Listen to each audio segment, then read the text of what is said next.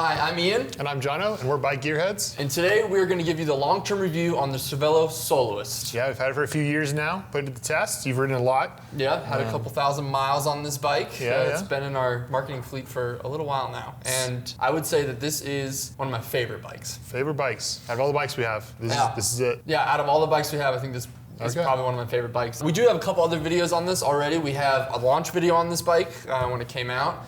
And then we also have last year's road bike guide video of this bike as well. So go check those out. A lot of good information in there. Yeah, we cover a lot of specs in those videos. So we'll dive more into how it rides and like just what we've run into throughout the years with the bike, more than diving into all the specs. So. Yeah, we won't dive in as deep as we did in the past, that's for sure. All right, so Cervélo's got a lot of road bikes and gravel and now mountain, but where does this fit in the lineup? So this particular bike is going to fit in their experiential road category. So they have the performance road, which everybody knows about. Visma Lisa bike, they're on like the S5 and the R5, that's the performance. This is going to be an experiential, but let's say that the S5 and the R5 had a child, it would be the Soloist. This kind of falls right in the middle as far as weight goes. It also falls right in the middle of drag, so the aerodynamics of the frame as well. So that's where this particular frame falls. In the experiential line for Cervélo, they focus a lot more on serviceability of the bikes. Also, they're trying to hit certain price points with this bike. It's supposed to be a little more approachable for the everyday rider. I will say it's still a race bike. I've seen Visma Lisa bike race on this bike on some chunky gravel roads, so it's very capable of being a race bike as well. Yep, that is very true. So let's run through some of the features of the bike if people are not familiar with it. Like there's some key ones that we should really touch on and let people know why we love those features. Yeah, definitely. I think one of the coolest things about this bike is the tire clearance. It clears up to a 34 millimeter. It's an aerodynamic frame, but 34 millimeter tires on there, that's awesome. I mean, we're seeing that more of a trend now. When this bike came out, it was kind of a little bit ahead of its time, but I think more and more bikes are doing that. But the wide tire clearance is awesome for this particular frame. Also, the way the cables route through, it's not totally integrated like the performance road stuff is, but it does have a nice routing through the headset and through the head tube. So it definitely gets those cables out of the wind a little bit, but it still allows it to be pretty serviceable. And easy to travel with. Or if you wanted to change the size, you get a fit, and your stem length is going to change, something like that. You don't have to rebleed the brakes and all that kind of stuff. So easier to clean the headsets as well and re-grease. And then it also has a threaded bottom bracket. Cervélo is known for their BB Right press fit, which is awesome, but they went with a T47 BB Right on this. Essentially, it's T47 asymmetrical, so it's a little thicker on the drive side to deal with those drive side forces, but it is nice to see. The bike have a threaded headset. Yeah, great for home mechanics. Sorry, threaded bottom bracket. Yeah, love those threaded headsets. It's nice to see them come back. Yeah, nice to see those come back. All right, John, well, what sizes does this bike come in? So the nice thing about this bike is it comes in 6 different sizes, starting at a 48 up to a 61, and a lot of bikes in between. Yeah. So no matter your height, there's gonna be a bike for you. Yeah, definitely. I am 5'9", and I ride on a 54. I've been on a 54 Cervélo. I'm pretty much 54 in all Cervélos I've ever ridden.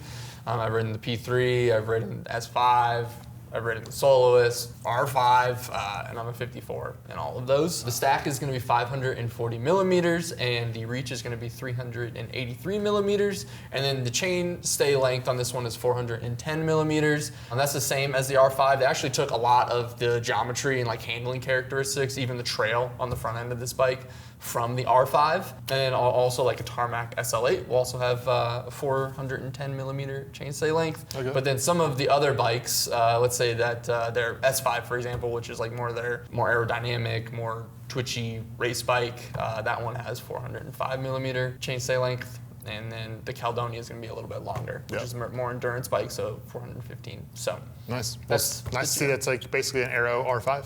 Yeah, it's like an Aero R5. Yeah. That's exactly what it is. So colors, what are options there? This gold one's pretty slick. Yeah, the gold one's pretty slick. They call this gold dust. And then they also have a black one that they call Embers. Okay. Yeah, and that one has a white logo where it says Cervélo. And then I want to go through some of the builds on this particular bike because, I mean, this being in their experiential category for road bikes, they definitely tried to take into consideration the pricing. I mean, the most expensive this bike gets, and the one behind us is the most expensive one, is $6,800. That's Ultegra Di2 with these race wheels on it, and then also you have Force Axis with that as well. But you can get the frame set for $2,700, and then the 105 mechanical comes in at $3,400. But then my favorite build, I think, if anybody's like just getting into racing, want to be an amateur racer, the 105 race option is awesome. It's 105 mechanical with these wheels on it, and that comes in at $4,300. Wow. Carbon wheels for $4,300? Carbon, yeah, the carbon reserve wheels for $4,300 bucks. That's an awesome add that to my cart right now.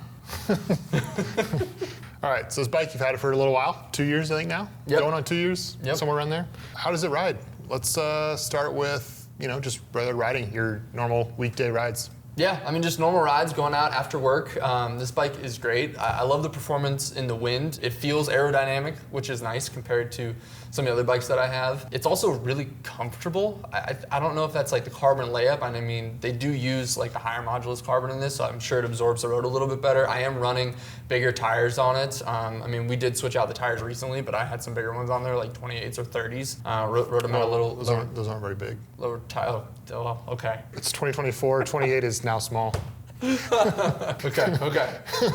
But yeah, I mean, the tire clearance is great. I was running some wider tires on it, so it absorbed the road, which was really nice. The fit for me on Cervélos is great, so just riding around has been awesome. What about the seat post? It's obviously aero, not round. Is it comfortable? Is it compliant? Yeah, it's a proprietary seat post, yeah. I mean, I couldn't really tell. I really do think that running the lower tire pressures on the larger tires you don't feel that as much. Okay. So I would say I didn't really notice that. Any slippage of the post? No slippage of the post. Okay. That has been an issue with some of my Cervélos in the past, and recently I haven't any problems with slipping of the seat post. Nice. What about your county line sprints?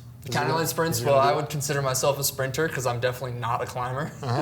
And the power transfer on this bike is awesome. When I put the power down, I crank on the handlebars, it feels great, and the bottom bracket feels really good. It puts the power down to the road. Sometimes on some bikes I get some it's probably because my technique sprinting's terrible, but like my back tire kind of skips around or something like that. That doesn't happen too much on this bike, so nice. It's a great sprint. And the wheels with this setup, there's plenty stiff, matches the frame. Oh, they're super stiff. Yeah, these wheels are awesome. Reserve makes some really great road wheels. Sprints, road rides, covered.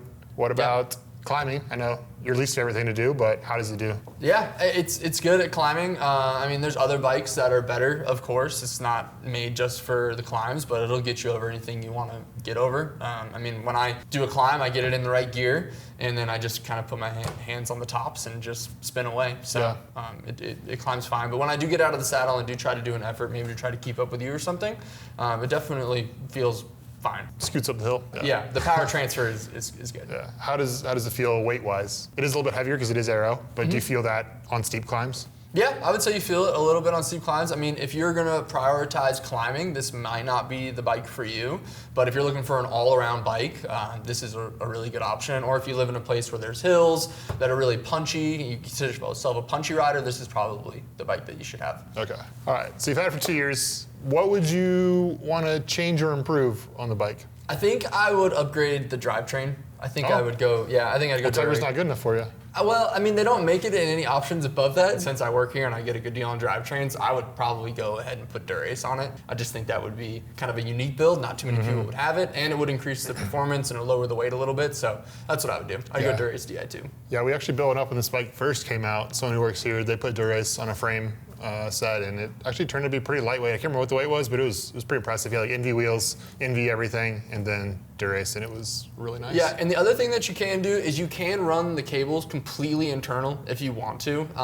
If you're interested in that, reach out to a Gearhead because there is some different pieces that you need to put on it from some different frames and stuff like that.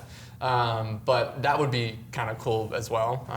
I mean, I personally like the serviceability of this bike, but totally hiding the cables it'd be nice to look at. So I would some probably people like do the that clean as looks. well. Yeah. Who is this bike for? So this bike is for anybody that just wants a high performance road racing bike at an affordable price. I think it does everything really well. Like I said, this is one of my favorite bikes. If I were a normal consumer and I was looking for something that had the best combination between performance and price, I would get a Soloist for sure. I mean, you get this bike and you can't go wrong. You're not going to be getting dropped on any rides because of the performance of your bike. It's just going to be, your legs. Yeah, leg performance always gets me. Yeah, no, I think it's just for the all-around rider, road racer.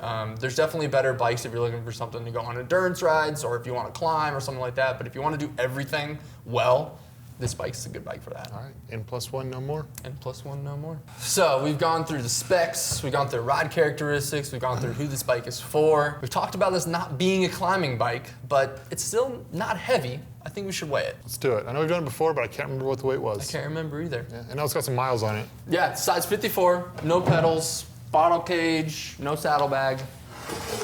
All right, John, so we weighed this one before in some of the previous videos, but I can't remember what it weighed. Go ahead and give us your guess. 18 pounds. I'm gonna go 18 pounds, 10 ounces. All right, 17 pounds, 1 ounce. Wow. Not bad. A lot lighter than we thought. Yeah, I think we had different tires than last time. All right, thanks for watching. That's our long-term review on the Cervélo Soloist. Let us know in the comments what other bikes you'd like to see reviews on. We'd be happy to test any bike for the people at home.